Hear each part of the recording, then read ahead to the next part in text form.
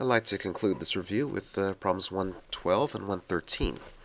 Find the mean and standard deviation of a random variable so that the probability of x equals 2 is 0.2, the chance that x is 4 is a half, and the chance that x is 5 is 0.3.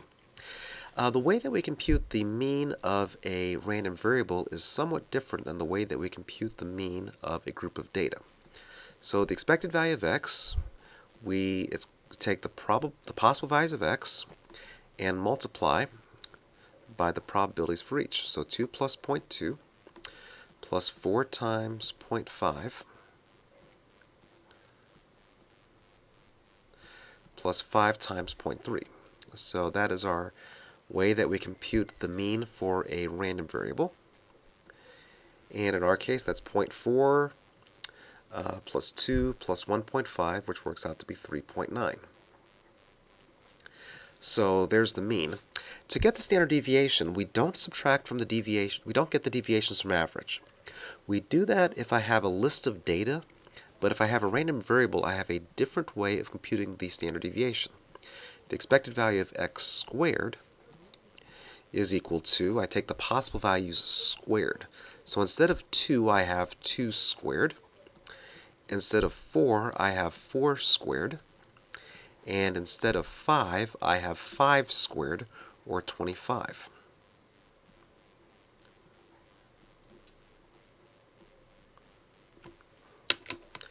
Okay, so doing that real quick, we get the 4 times 0.2 plus 16, well, times, this is not going to work on this calculator, so I'm silly.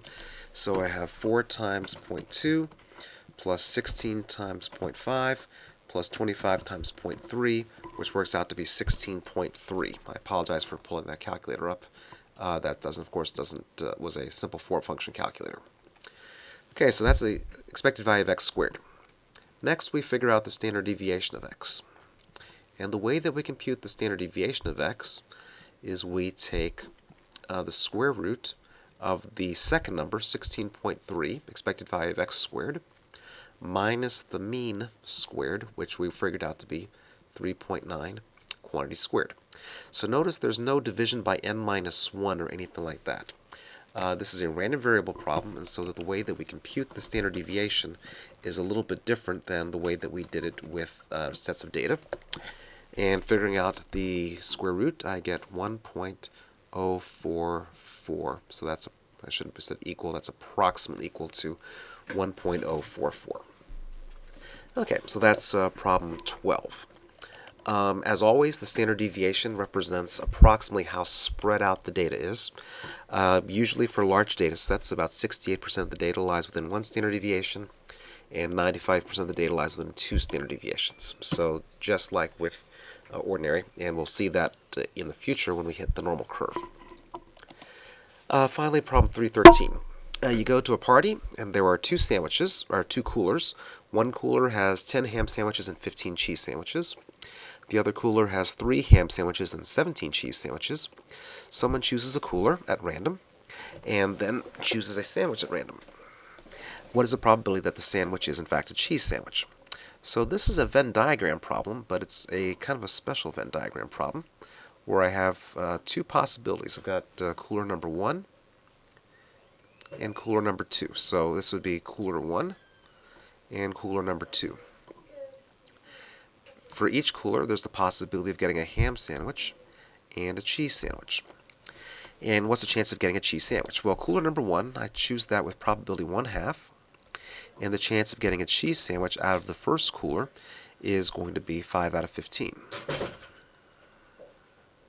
So multiplying those 2 probabilities, that I chose the first cooler and I choose a second cheese sandwich out of the cooler, is 5 out of 15 times 1/2. The chance of choosing the second cooler is also 1/2. The chance of choosing a cheese sandwich out of the second cooler is 17 out of 20. And so the chance of both choosing the second cooler and also choosing a cheese sandwich out of the second cooler is 1/2 times 17 out of 20. And so finally, the chance of choosing a cheese sandwich would be the first fraction, which is 5 out of 30, plus the second fraction, which is 17 out of 40.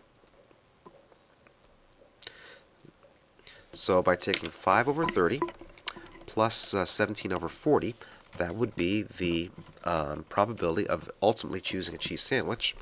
And this works out to be, if I write it in terms of fractions, 71 over 120. If I wrote that in terms of decimals,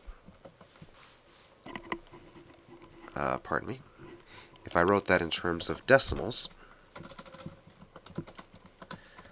that would turn out to be about 59%. So 0.5917.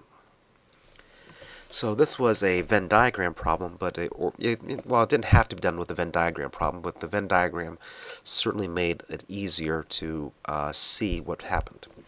Though it was not necessary for this particular problem, of course, we could have also figured out the chances for drawing a ham sandwich. In this case, the chance would be 1/2 times 10 over 15, and in this block it would have been 1/2 times 3 over 20.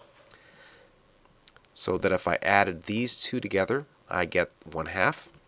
If I added these two together, I would also get 1/2. If I added all four of them together, of course, I would get 1.